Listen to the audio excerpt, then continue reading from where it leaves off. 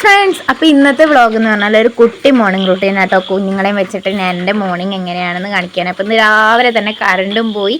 അപ്പോൾ നമ്മുടെ അമ്മയുടെ കൂട്ടനും ഇച്ചുകൂട്ടനും പതിവില്ലാതെ രണ്ടാളും നല്ല വാശിയിലായിരുന്നു.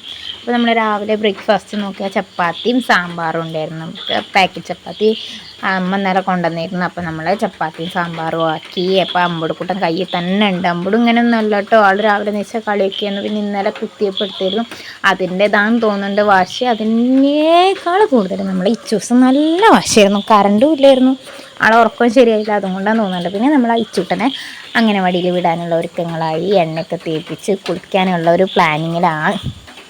അപ്പോൾ ആൾക്ക് ബ്രഷും പേസ്റ്റ് എരിവാന്നും പറഞ്ഞിട്ട് പേസ്റ്റ് ഇട്ട് പല്ല് തേക്കുന്നില്ല. അപ്പോൾ നമ്മൾ പൽപ്പൊടിയൊക്കെ കയ്യിലിട്ട് കൊടുത്ത് അതിൽ കുറേ നേരിട്ട് അങ്ങനെ കളിച്ചുകൊണ്ട് നിന്ന് ലാസ്റ്റൊക്കെ പല്ലൊക്കെ തേച്ച് കുളിയൊക്കെ കഴിഞ്ഞ് കുളിച്ച് കഴിഞ്ഞിട്ട് ഇങ്ങോട്ട് കയറുന്ന വീഡിയോ എടുക്കാൻ പറ്റിയില്ല. അപ്പോഴേക്കും നമ്മൾ അമ്പൂടൂസ് നല്ല കരച്ചിലായിരുന്നു. നല്ല കരച്ചിൽ വെച്ചാൽ അത്യാവശ്യം നല്ല കരച്ചിലും വളയ്ക്കും. പിന്നെ ഞാൻ അവന് ഫീഡൊക്കെ ചെയ്ത് പാൽ കൊടുത്തു കഴിഞ്ഞിട്ടും കരച്ചിലങ്ങ് നിൽക്കുന്നില്ല. എന്തോ ഒരു ഇടങ്ങാറുണ്ടെന്ന് തോന്നിക്കഴിഞ്ഞു. അപ്പോഴേക്കും നമ്മൾ സുന്ദരക്കുട്ടപ്പനായിട്ട് വന്നിരുന്നു. പിന്നെ ഞാൻ രണ്ടാക്കും കൂടെ ചപ്പാത്തിയും സാമ്പാറും ചായയും കൂടെ എടുത്തു.